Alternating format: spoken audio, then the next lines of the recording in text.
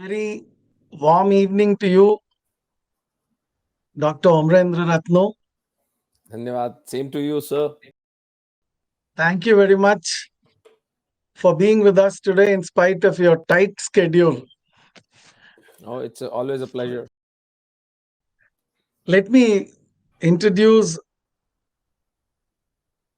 Omendra Ratnu today. He is a practicing ENT surgeon who has an abiding passion for culture, history, and dharma. He has been a columnist with various newspapers and web portals, and he keeps writing on issues connected with Hindu survival in the subcontinent, a very important point. He has authored a small book on the plight of the minorities of Pakistan. The book is titled The Hindus of Pakistan, a Genocide Forgotten. We have forgotten about them, actually. And Dr. Ratnu is here to remind us about them. And how does he do that? Through his NGO Nimitekam. He, along with this NGO, rehabilitates minority refugees from Pakistan. While there's such a big hullaboo about CAA, CAB, NRC, NPR, all these things, with different names, with different adages going on, here we find somebody who's really getting us a solution. And he's putting in a lot of effort in order to do the same. His interest in Rajasthan is fantastic. And Mewar, again, is very, very interesting.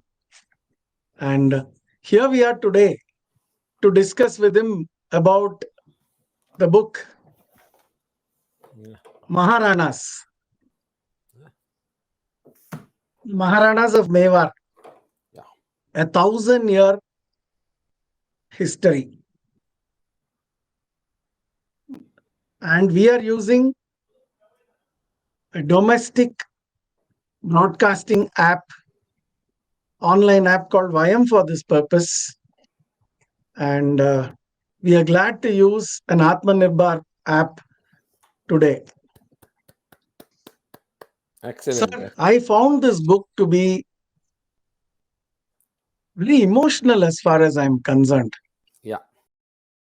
In fact, I finished reading the book 2 days ago, and I was there in an ashram yesterday, a Gurukul styled education center, nearly 100 kilometers away from Coimbatore, called Anadi Foundation, where about 9 teachers are teaching 22 students. And the yearly fee is only 10,000 rupees, which includes food and stay. Okay. Traditional education, 8th, 10th, and 12th, they have to go through NIOS. Okay. Why am I repeating this today? I've already repeated it to people for a simple reason that I thought, why has Dr. Ratnu continued after page number 328? Because the book ideally gets over around that place. Well, I thought he must have his own reasons, and let us read, or let me read. I read the balance. I must definitely say that if that was the dish, this was the salt. If that was the butter, ghee, and the maida and the wheat, this was the sugar. We need both these paths. Yeah. Otherwise, there is no point in reading that book. Yeah. The history of Mewar is reasonably well known, but Dr. Ratnu has brought out some very many unknown facets. Yeah. All of us think that, oh, Mewar, Baparaval, yes, I know. Then you go to Hamir. Yeah, I know. I read about him in Amar Chitra Katha, son-in-law of Maldev. He imprisoned the Sultan of Delhi. That's all. Then Rana Kumbha.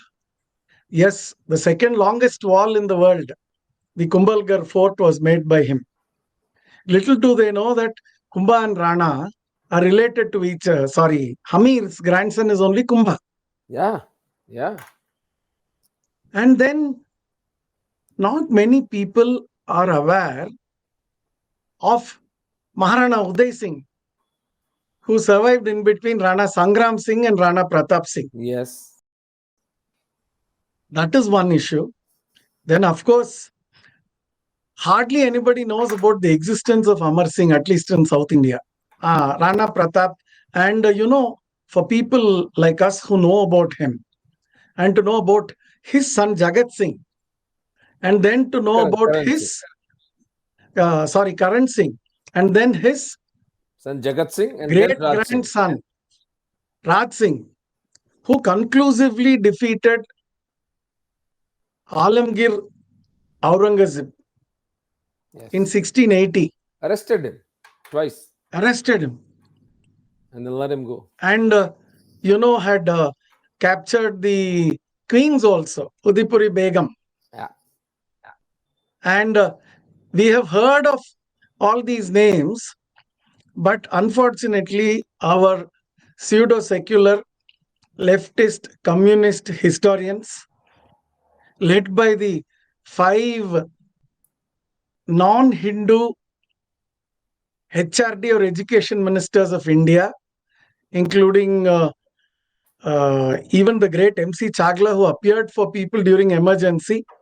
Unfortunately, not much of information is made available. The Battle of Devere, 1583, and even the proper outcome of Gati is not given.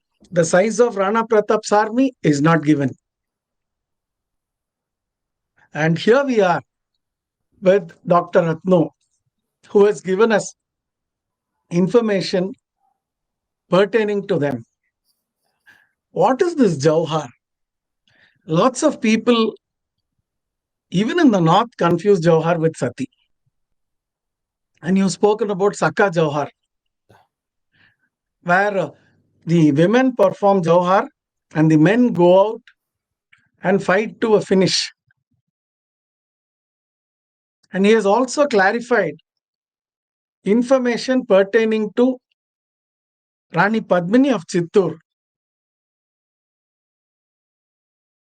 Everybody thinks her name is Padmavati, but Dr. Ratnu tells us very clearly that it is Rani Padmini. Then we get to know about the famous 3 Jauhars which took place in the last 1000 years. He has thrown much light on Emperor Jalaluddin Akbar. Akbar had slaughtered nearly 40,000 Hindus after capturing the Chittur fort. This information and the genocide, which is connected with the genocide conducted by the so-called extremely tolerant Akbar, is not available in many of the textbooks. Somehow, we are given a very rosy picture with regard to not only Akbar, but with regard to most of the Mughal emperors. All the Mughal emperors, from Babur to Humayun to Akbar to Jahangir to Shah Jahan and to Aurangzeb, between 1526 to 1707 AD, had done a lot against the interest of the Hindu community and India in particular. All of us were made to believe that. I'm sorry, we had a power break. Oh, no, that's okay. Yeah, I so we was were talking just- about Pratap. Yeah. Please continue. I was talking about Akbar and the genocide that he conducted at Chittor. Yeah. and also about the stories connected with Babur and Humayun, wherein Babur is supposed to have sacrificed his life spiritually for the sake of his son, is the popular narrative. But no such truth did exist. Even Amarchitra Katha carries this story. I thought Amarchitra Katha would have done a lot of research, but Dr. Ratnu has superbly exceeded the research levels of everybody. And he's also spoken about the collection of poisons. The hobby of Emperor Akbar was to collect different types of poisons. And also use Probably- them on his enemies. And also, of course, if somebody is collecting something, poison is a usable item. It's not like some statue that you can place in your house. Psychotic people, these are all psychotics who have been shown as benevolent rulers of this nation. It's mind-boggling how got away with. Nobody is scrutinizing the kind of work they've done. So juvenile thing. Absolutely. I'm glad that you're out in the open with all this information, especially that you run the NGO which provides succor to people who have been kicked out of another country for no Well, fault of theirs. Out, but they are unimaginable atrocities. The European Union Parliament says that Hindu children, girls. Unfortunate, really. And also, Dr. Ratnu tells us a lot about the destruction and breaking of temples. He has shared the information pertaining to the conquest of Chittor, wherein an accidental shot brings down the commander of the fort, Jaimal. And thereafter, Akbar supposedly was holding on to a sword in a fiery condition for the rest of the day. And until he came out of that spell, thousands and thousands of people had been killed. So the genocide of Chittor has not been spoken about at all. Pretty much shocking to see. Really sorry for all this. There's a huge No, that's torrent okay. of rain going outside. The problem is on my side. It's not anything else. Yeah. Okay. No, I get the point. If we are at least getting a late rainfall. Yeah, you're right. That matters more than an academic discussion on a book. No. But still, we have to carry on with this. And also, real salutations to you for bringing out the truth connected with Bappa Rawal. Yeah. And so many other generals, so many warriors, soldiers. Like somebody he calls a family Chundavat, Yeah. who have Chunda's given up their sacrifice throne. is unbelievable. Chunda's sacrifice is even greater than Pitama Bhishma. Bhishma was a bachelor. Chunda gave it up, and his descendants also gave it up. And they lived it up, boss.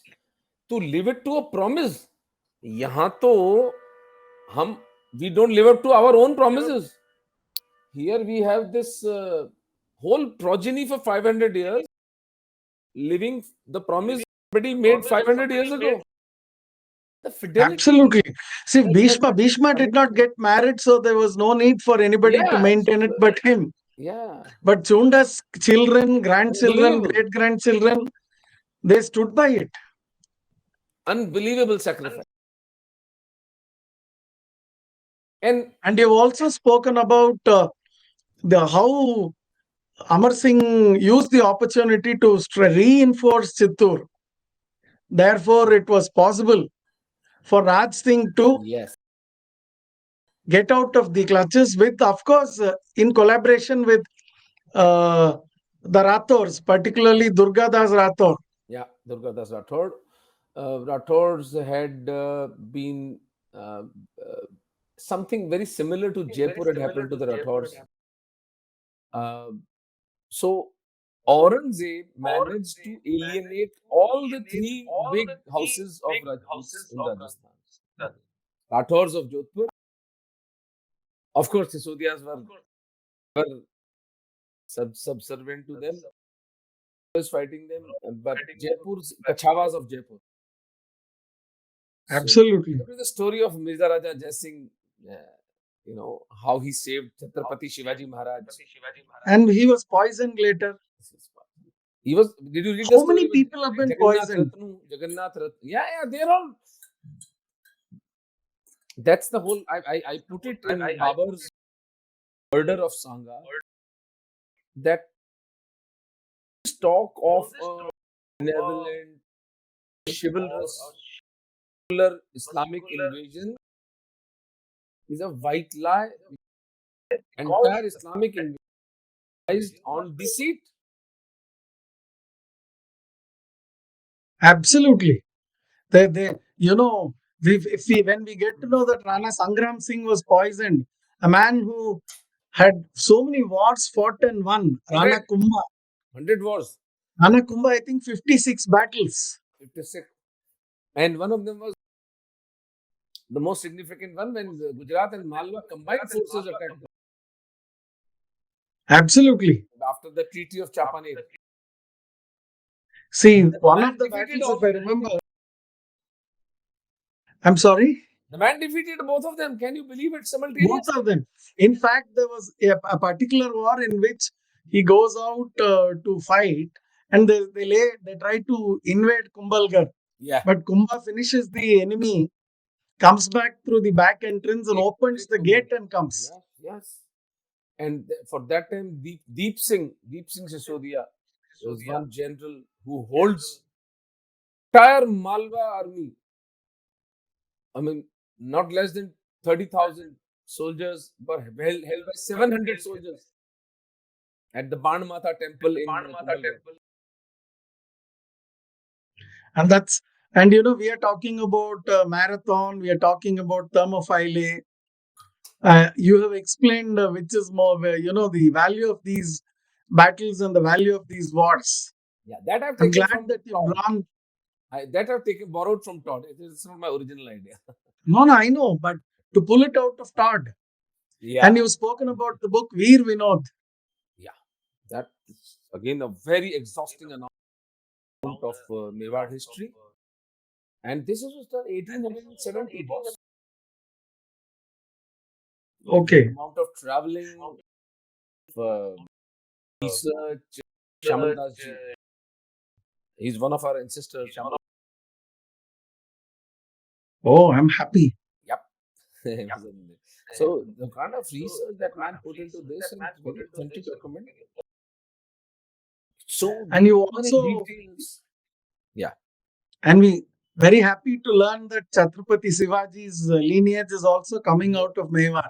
Sisodiya, yeah. Which is not very well known, unfortunately. The other day I was reading somewhere that this was actually confirmed by one of the generals of Shivaji Maharaj when he was coronated as the to dig out his lineage from Haridwar Pandas, and then it was established.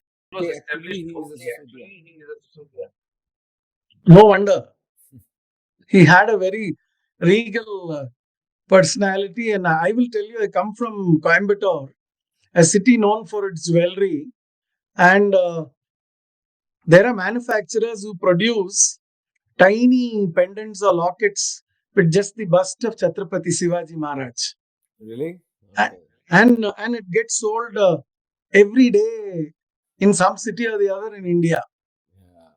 These were great people. I think that is the only popular king or the Chhatrapati who's captured the imagination because of Hindu Swaraj. Yeah. And I even end my book his note. Hindavi Swarajya Ana Kur Ho Naka.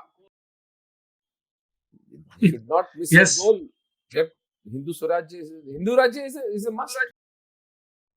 Because if you don't have a Hindu Rajya built on Hindu ethos, then you will have Bollywood, media and cricket, and they will pulverize the Hindu society.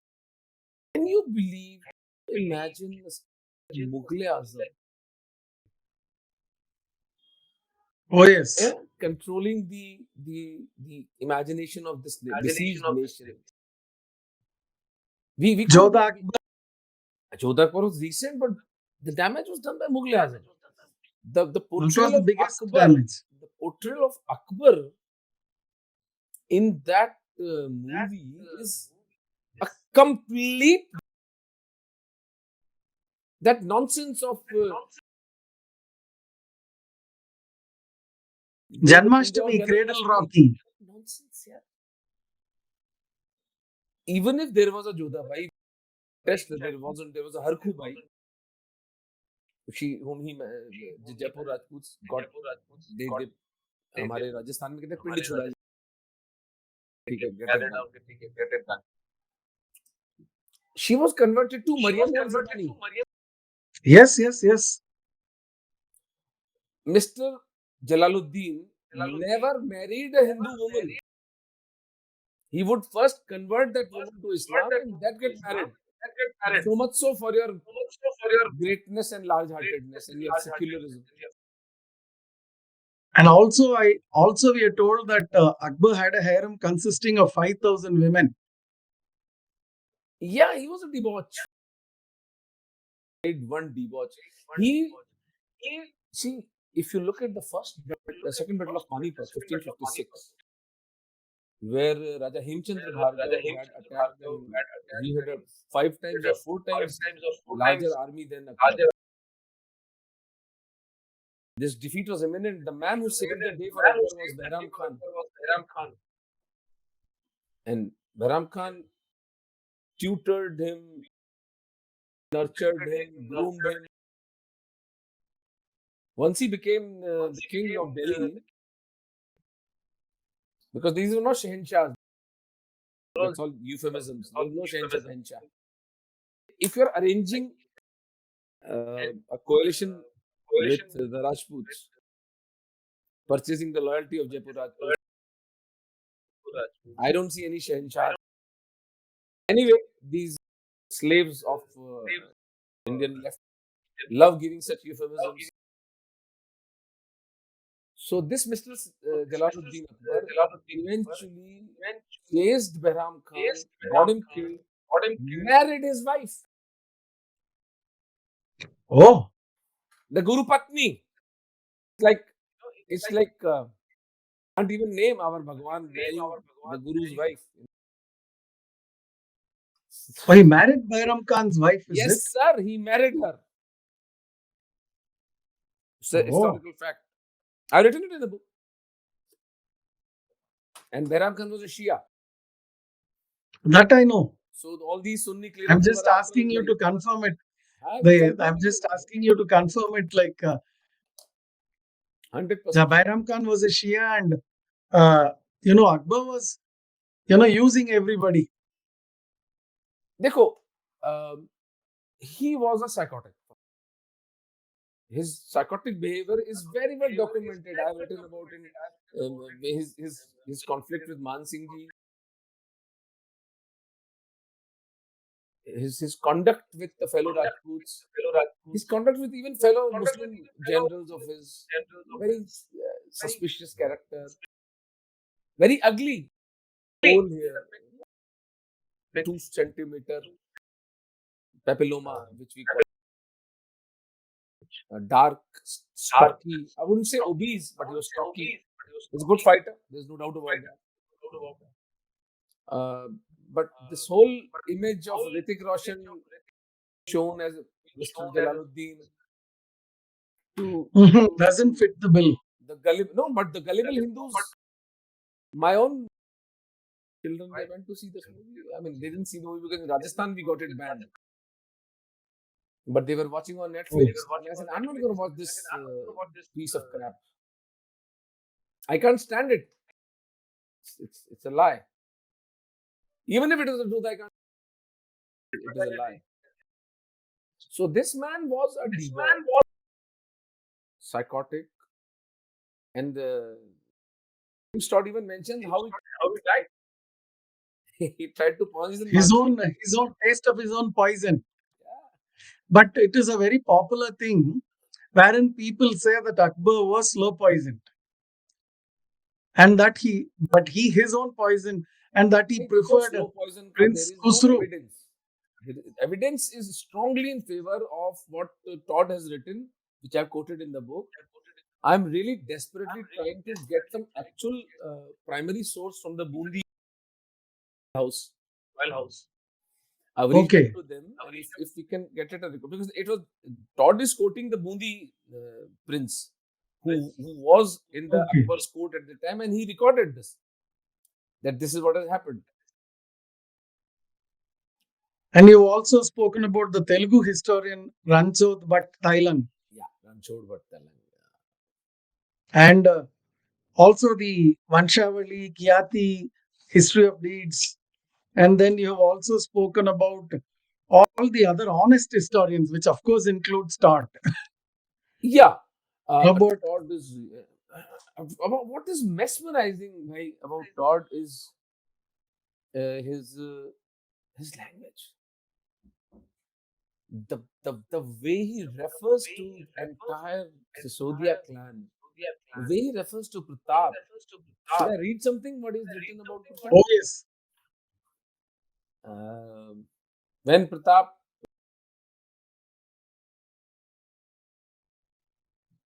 yeah, but I'll read the part 2. Undaunted heroism,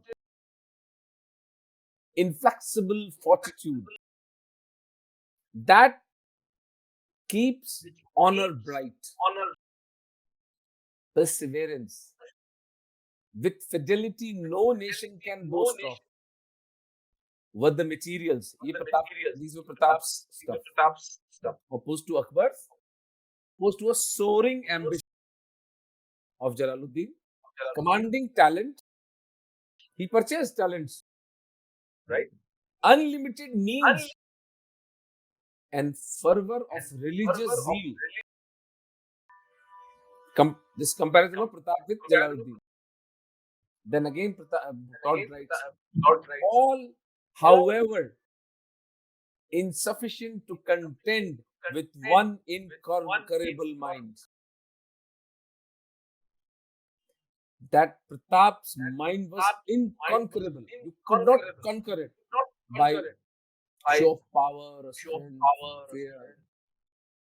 There is not a pass in the Alpine Aravallis that is not sanctioned by some deed of Pratap, some brilliant victory, or oftener more glorious defeats.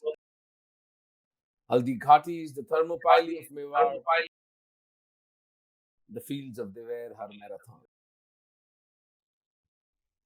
fantastic. Hats off to James Todd. And you've also spoken about R.C. Majumdar, Jadunath Sarkar, Gauri Shankar Hirachand Oja, Rajendra Shankar Bhatt, Dr. Ram Gopal Mishra, and Dr. Sri Krishna Jugnu. Yeah. All the from R.C. Majumdar, all of them were ignored and they were not given the opportunity, and the material Never, did not see the end of the day properly. Look at the way they are treating this book. The left has not written one review. He's countering my views. Nobody, this is why you have to understand, I'm making a path-breaking claim that Khanwa was a victory for Sangha. It shatters everything. These people And you are out to show that Rana Sangram Singh had been alive for some time. And not only that, there are communications going around in his name. So there is documentary evidence to show. Yeah. The biggest evidence to me, which convinced me, the one thing is that some written history, somebody might have exaggerated. Although I have quoted 3 resources, 3 written sources of Mewad history where Pratap Sangha's victory is documented in Chatchitor Patnama, in Ranchod Bhatt Telang's Amar Kavyam, Surajmal Mission's Oscar. But let us put aside. Let us take one thing into consideration.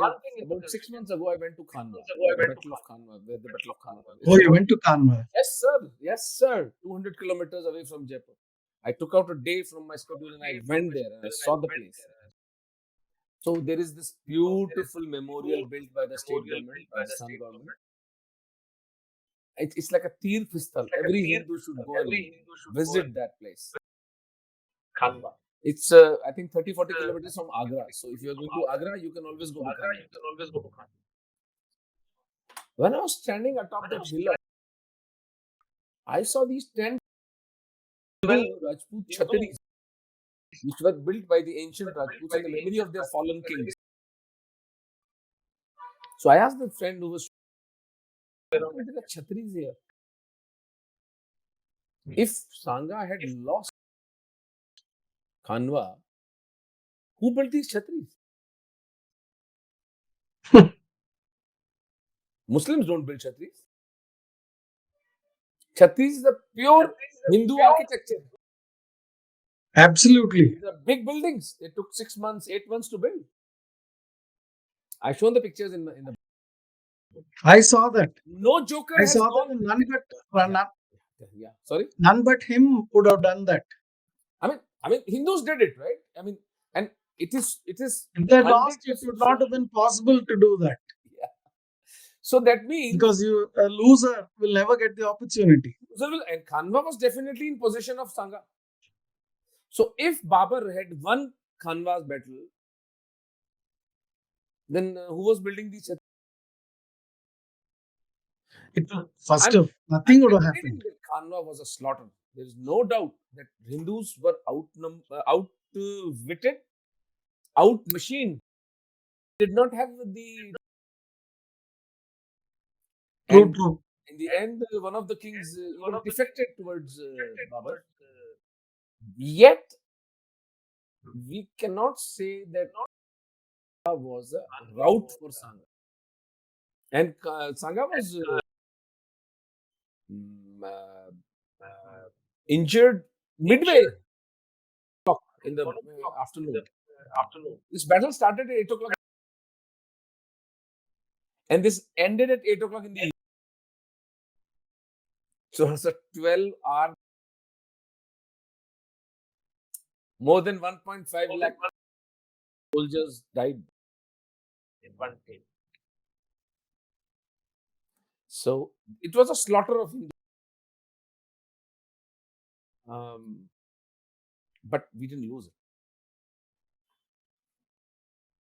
When we look at... and the point I'm making, Rajesh, sorry to interrupt you.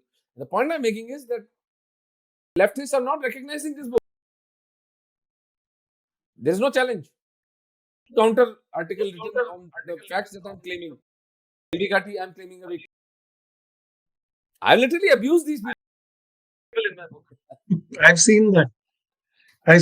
And I must also add, I hope you remember the movie The Last Samurai. Yes.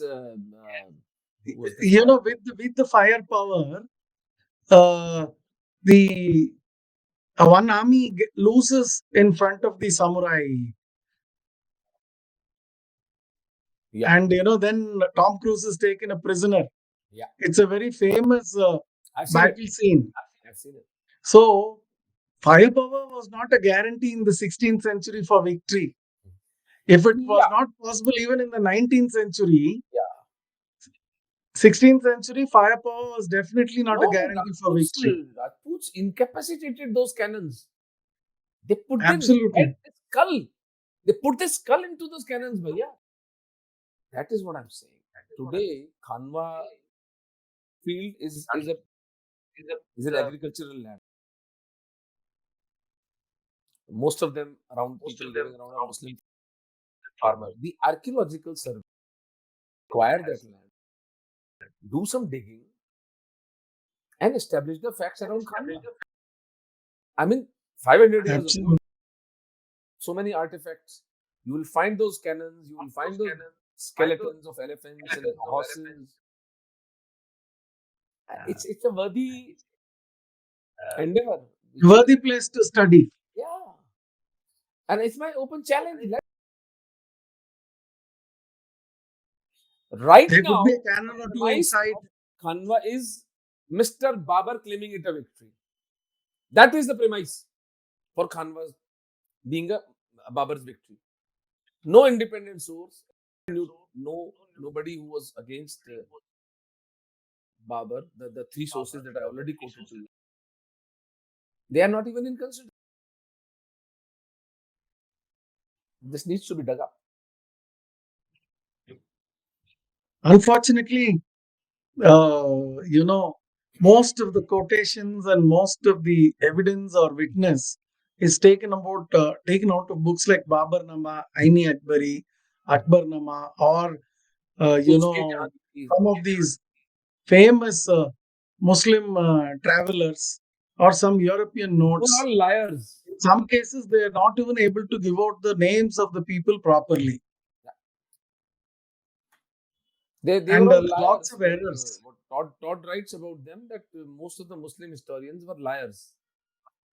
They just Absolutely. promoted what Islamic narrative suited them, and yet Dr. Ram Gopal Mishra has written a very small but very quoting the Islamic source. So the thuggery and the thuggery of the left of India surpasses that of jihadi. There was a certain amount of honesty where they have acknowledged muscular resistance.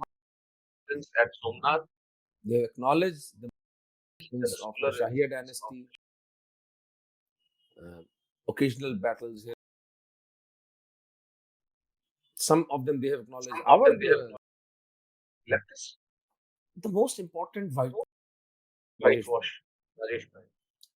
730 Bappa Rawal defeats Junaid al-Mari of Umayyad dynasty. That's the first conclusive defeat of Arab Islam. Arab Islam was victorious everywhere. It took few decades to convert Persia to Iran, Mesopotamia to Iraq, Egypt, Yes. North Africa, entire Kazakhstan, Uzbekistan, all this gone within decades. 1400 years and Hindus are still standing. So 733 against Junaid al-Mari. The first defeat of a Hindu king happens in 1192 at the hands of Gauri defeating. Yes, yes. So, sir, 500 years of defeat of Arab Islam means nothing for the historians of this nation. Why even the Chandelas on record had defeated Gauri. Ghazni. Gauri. Okay. 1178, the Chandela king, Mool Raja. So the point is that 500 years defeat of Arab Islam has been whitewashed. And then True. the Vedic culture, the Upanishads, Madhavacharya, spiritual contribution of Hindu saints, what the Hindu kings built in these interim, be the Vijayanagar kingdom, Kakatiyas of Andhra, the Gaudas of Karnataka, Chola, Chalukya, Pallava, the Kaling kings, brilliant people, Bengal kings, homes of Assam. I think the medieval history of Bharatvarsh is a history of invaders of various hues. When Arabs were defeated, when Afghans were defeated, and Uzbeks, and Kazakhs. What kind of history have these jokers written? Even with regard to Lachit Barphukan of Assam, Yeah. and About also about the homes, Chhatrapati Sambhaji, then about entire Peshwa whitewash Madhavrao. of the Kakatiyas, the entire whitewashing of Vijayanagar kingdom. Absolutely. These are powerful kingdoms. The geographical extent, the cultural contribution, the buildings that they built, the art that flourished, the kind of literature that was written. Nothing. Nothing. A bunch of barbarians who move around our country like locusts, consuming one paddy after another. That's the history of this nation. White lie called Delhi Sultanate. There was no Sultanate, Baba. Will somebody educate me on the geographical extents of this Sultanate? When in the north, Sangha, Kumbha, Hamir, even Raj Singh Ji's Sultanate extended up to Malpura and Bayana in the north. In Punjab, there was always the Hindu kings or even Islamic kings, but there was no Sultanate. In Rayseri, Chandel, Kannauj, in the Uttar Pradesh, present day Uttar Pradesh, Madhya Pradesh, there were always the Tamars, the Hindu kings ruling. So, what was the geographical? Even in Himachal Pradesh, Muhammad bin Tughlaq, after being molested and destroyed by Hamir, was destroyed by a Rajput king Prithviraj. 1 lakh of his army was killed by Raja Prithviraj of Himachal Pradesh. This is not Prithviraj Chauhan, another Prithviraj. But Delhi Sultanate. There is no Mewar house. Sorry. No. If you look at even the era of Hamir, large portions of Rajasthan, parts of Madhya Pradesh, parts of Gujarat and Punjab were all even Sindh. And they were all not under the Delhi Sultanate at all. He was treated like a dog, boss. What Sultanate? The Sultan was treated like a dog in Chittor. He was captive for 6 months. And when he gave 1 lakh gold coins, approximately 5,000 horses and about 500 elephants, something like that. And the suzerainty, the land rights over Sindh, Malwa, Rajasthan, all that, in written by Mr. Muhammad bin Tughlaq. Then he was let go. And about 6 months, a Delhi Sultan is arrested and kept by a Mewar king. You don't even mention his name. You mention the name of the capital, of the captive. But you don't mention who conquered him. Battle of Singoli, erased. You see what I'm saying? No.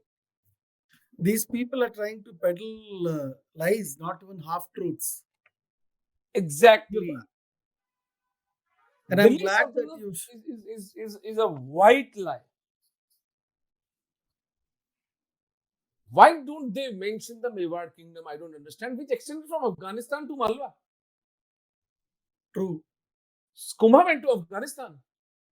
Sangha went up to Afghanistan, defeated those kings, established a Hindu Padshahī there, came back, took taxes from them. But all this is not recorded. In the sense it is recorded but not brought out in the But it history is not books. written in our textbooks. And this is the failure of this BJP government. When Shri Amit Shah was releasing this book, I looked into his eyes and I said, sir, if you don't change the curriculum, then all this hullabaloo means nothing. Zilch. If our children are being brought up with the lies of Delhi Sultanate, then one Omendra Ratnu's book is not going to make a difference. And please understand, Rajesh bhai, we are creating a very, very dangerous dichotomy here. Many history students have written emails to me कि sir अगर हम आपकी बताई हुई history लिख लेंगे exam में तो फेल हो जाएंगे. And I understand the dilemma. Isn't that correct? They can't write the truth. They have to write the lies of the leftists. So, whether it be state government or the central government, the change of curriculum is the most crucial thing. And that is where I request the young historians of this country, I request it to the young researchers, get down, boss. Just don't focus. Mewad is done. Right on Mewad. I think each of these kings deserves a book. Kumbha deserves one book on him. Raj Singh Ji deserves a book on him, and we must do that. But Kakatiyas, Gaudas, Pallavas, Solankis of Gujarat, I am ready to fund any child, any young man, any young boy who, it's not child, any boy who goes, and any young man who goes and researches this and writes on these histories. Because when we will build that all-round pressure from the state governments, then we will have the critical mass to change the curriculum of this unfortunate nation, where people like Hamir Singh, Kumbha, Raimal, Kheta, Maharana Kshetra Singh, the originator of the guerrilla warfare, the man who devised guerrilla warfare, which saved us for coming 800 years. Such brilliant names are not forgotten. We owe it to our children that the curriculum is changed and a balanced version of history is written, and also invite neutral historians from all over the globe, make a panel, pay them, make them sit for 1 year, let them judge the merits of the history that is being taught in this country. And if they conclude, a neutral, independent panel, that the history that has been taught in this country is false, all these so-called bloody historians should be penalized. Their awards taken, their pensions confiscated. They should be forced to live a life of dishonor and penury. That is the only way. But this is something only the government can do. We can only demand. That's why I roam around with this book. I say, challenge me on this, boss. I am challenging the left. I mean, it sounds arrogant of me to say. These Maharanas are challenging you with their lives. These goddesses who burned themselves alive to save, protect their honor. Yes. Did they not love their lives? इनको अपनी जिंदगी प्यारी नहीं थी? Did they not love their children? They chose as a family to die than to surrender. Think it was a small thing, boss? Only Hindu Sanatan Dharma is the only way of life which has stopped Islam like a bulwark. Even I quoted Mr. Hali, Abdul Hali, in this book, where he says,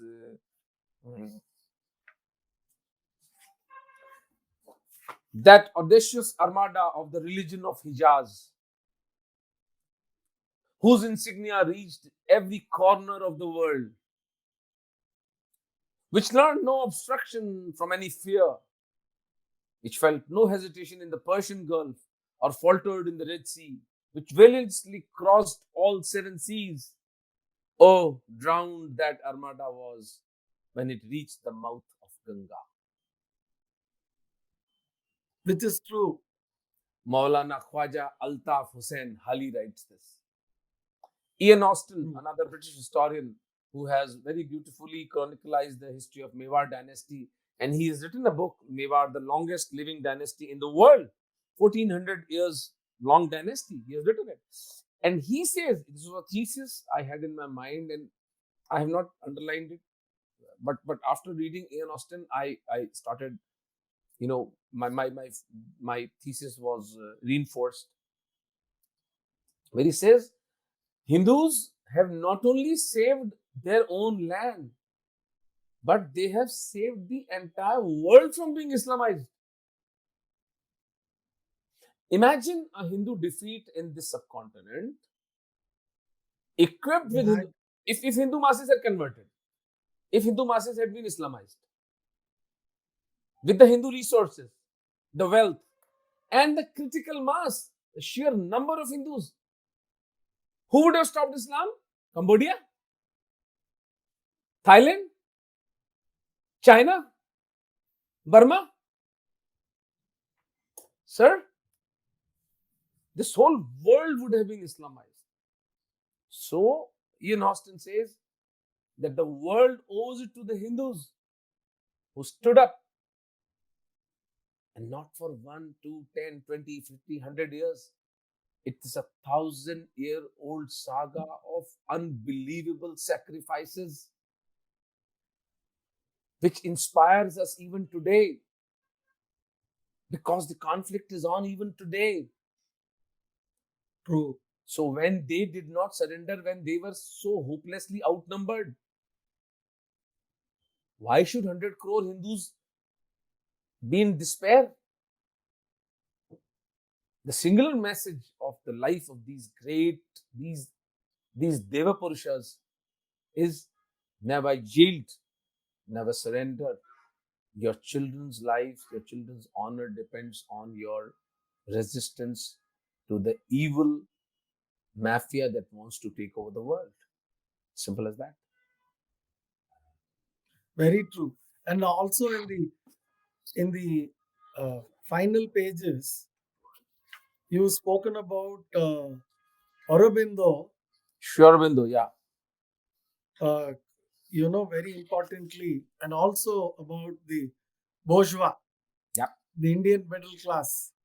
Yeah, today they are the biggest facilitators of jihad, including my own family. I have people in my family who say, okay, this is wrong that you're doing and you should not do it. And all kind of weird logics, all kind of weird justifications for rapes and murders, and Sartan se juda type philosophies. So these bourgeois, and they don't want to give up anything. Their own comforts, their own bank balance, their big SUVs, their plush flats, their plush bungalows, their children studying in the foreign lands. It's all gonna come crumbling down when the bunch of rapists and molesters are let loose in this country. No less than General Vipin Rawat, the Chief of Army Staff, is he not on record, Rajesh bhai? Is this a rabid RSS guy or a rabid Hindu speaking, or this was your general speaking that India is faced with a 2.5 war? One was China, one is Pakistan. What is the other? What is his half war? This is your army staff speaking. For Shiva's sake, listen to him. If you want Yes. to snugly sink your heads into quicksand like an ostrich, be my guest. We refuse to be that. Very So, true. yeah. So these bourgeois are third-rate people who are obsessed with their own lives, their own comforts. Their worldview is so myopic that they can't see beyond their own noses. They forget to take cognizance of the evil that surrounds them. So I don't know, like, should we even call them intelligentsia in the academia? Because academics and intelligentsia is a superior level of human intelligence. They are supposed to be forewarners of doom. They are supposed to protect you from external dangers. But these so that's a good distinction that Sri Aurobindo makes. And it was a significant risk I took, Rajesh bhai, when I decided to end this book with this whole idea. One of my friends, my Richa Gautam, she's a very close friend. I've mentioned about her in the book. Yes, She said, yes. She said, Omiji, we are risking, like it's a very complicated analogy you are drawing. People will get confused. This is such a beautiful book and you are ending it at such a confusing note. And then after a day of meditation, I came back and I told her, no, we are going ahead with it. I'll take my chances. And I tell you, Hindus like you and Dr. Nagesh Mandari from Karnavati, and there are so many Hindus who called me up and they said, boss, you opened our eyes, we were the bourgeois, and now we have to be the samurais. Yes, Because yes, yes. you cannot give a diffuse message. What Sri Aurobindo has done to give name to those Hindus who behave in that particular manner. So we can always, I used to call them EMI Hindus or like popcorn Hindus or he knows, like Hindus in name only. But to call them the bourgeois, that's another level of insult. See, EMI is very popular, but I was seeing this, you know, I was pretty much taken aback because the whole narrative with regard to this ends with the words of Chhatrapati Shivaji Maharaj, of course. And I read this portion out to a number of friends of mine. I said this. I had this book with me. I showed it to them, and then I said no less than the great Aurobindo, and he has quoted out of Vivekananda also. Yes. Then I brought to their attention that Maulana Azad, Humayun Kabir, MC Chagla, Nurul Hussain, and the president who signed the emergency decree, Fakhruddin Ali Ahmad himself, these were the 5 ministers. And I think and posthumously Nehru should be tried for this evil. That how can a madrasa educated person be the education minister of this country for 7 or 8 initial formative years? We needed some PhD. I thought this person was highly qualified and had some multiple doctorates. But later I came to know that he was a madrasa educated person. Tell me, sir, can there be a bigger insult of the Hindu intelligentsia than this? That the destiny of our young children, our young youth, has been decided by a madrasa educated jihadi? And that What did we do to deserve this, boss? I mean, what sins did Hindus commit to deserve this? Very true. Very true. And I honestly think that Nehru should be tried for this. It's nothing short of treason in my eyes. And you have also given a new meaning to the word HIV. Yeah, that is my doctor's hat. Hindu immunodeficiency virus. Yeah. I marked this book in a number of places and super thrilled to learn that Rana Pratap Singh was more than 6 feet tall and he carried 2 swords simultaneously. Yeah, he did. That was his And, mother's instruction. and also that he had been smart enough to adapt himself and not fight like the other Rajput rulers prior to him. Pratap was the smartest king. I think one of the smartest kings ever have ruled. Had he been born in the place of Hamir or Kumbha, I think he would have done a Digvijay of the whole world. Oh my, yeah, you're right, boss. You're right. He would have done an Ashwamegha. That man would have.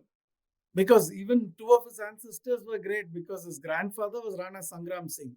Yeah. His grandfather was Kumbha.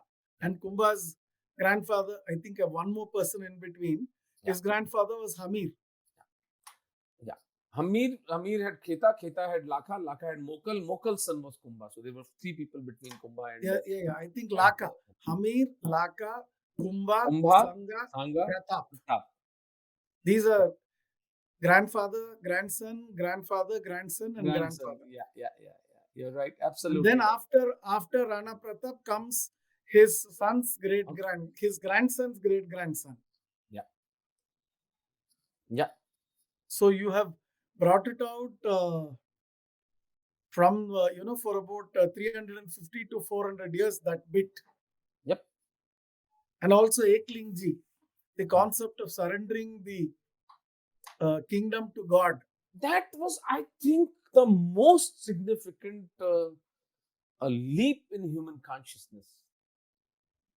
See, nowhere in Bharatvarsha, everywhere there is Maharaja of Bengal, Maharaja of Kalinga, Maharaja of Vijayanagar, Maharaja of Jodhpur, Maharaja of Jaipur.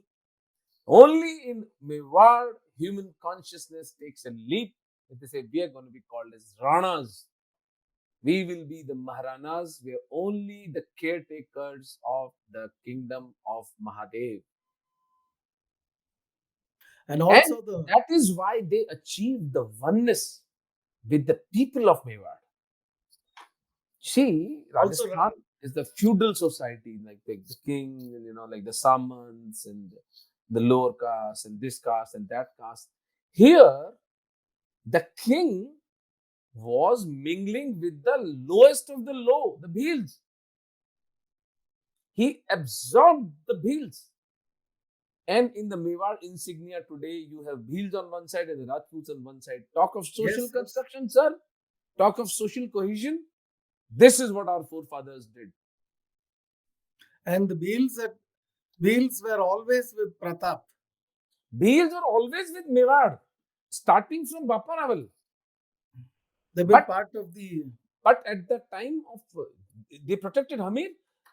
When Hamir was desperate, and Baru Bharat, he comes from Gujarat with 500 horses. Where did the army come from? The army was of Bhils, Yes, yes. with Hamir also. So generations after generations, the Bhil, and these are so unsung people.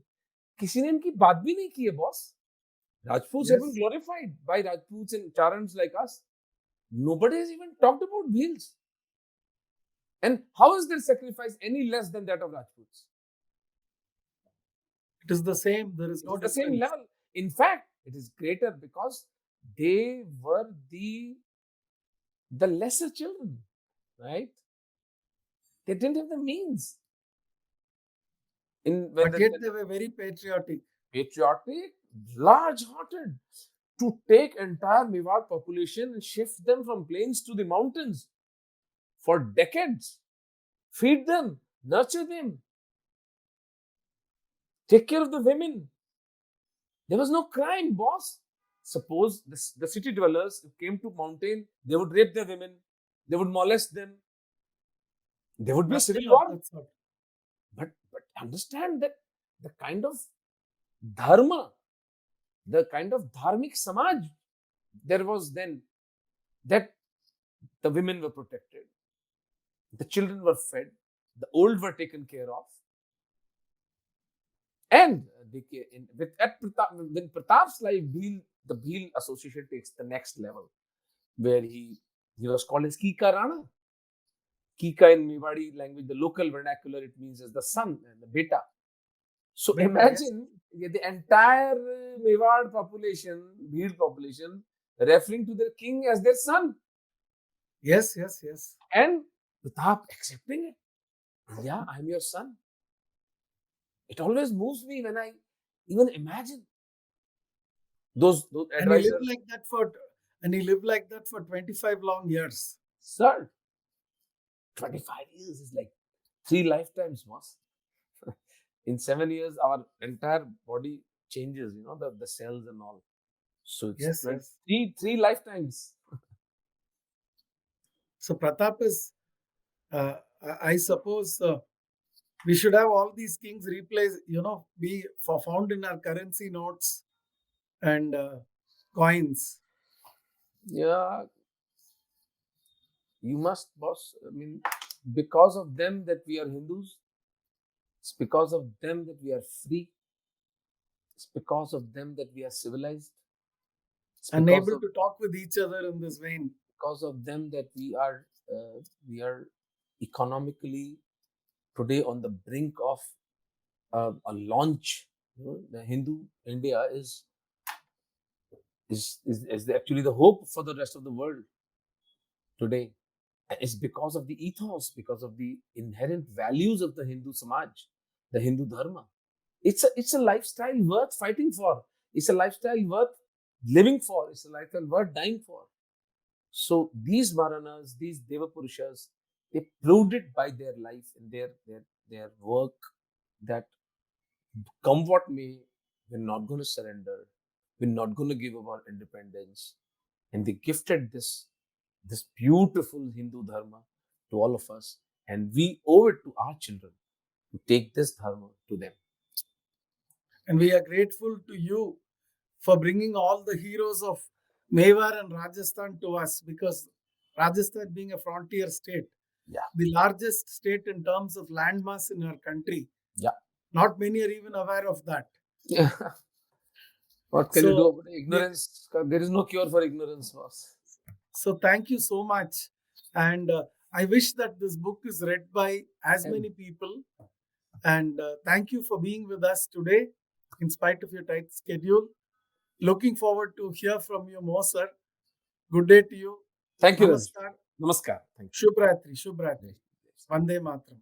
Jai Shri Ram. Jai Shri Ram.